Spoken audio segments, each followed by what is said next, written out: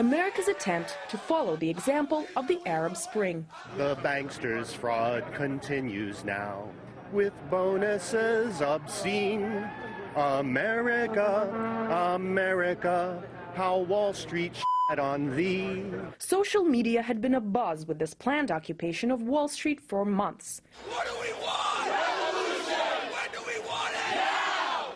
Up to 20,000 people were supposed to spill out onto the streets of the Big Apple's financial district.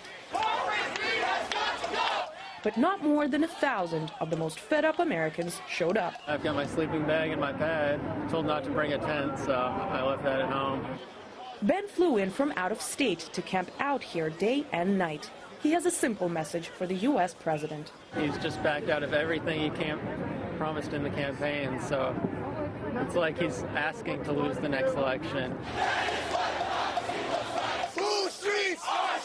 Wall Street greed and corruption and the lack of accountability that followed brought these Americans to the brink. This is just the beginning of occupying Wall Street.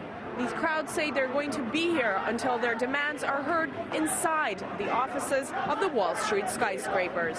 Over 46 million people are living in poverty in the U.S., with 14 million unemployed.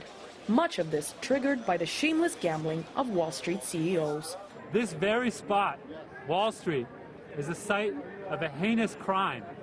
It has been perpetrated by Wall Street bankers who, instead of guarding people's money, speculated with reckless abandon and incompetence. And they clipped the wings of the American dream. You get these corporations that are paying no tax. I pay more tax than GE and Exxon. I spent a lot of years and a lot of money working very hard to get a degree. That degree is worthless now.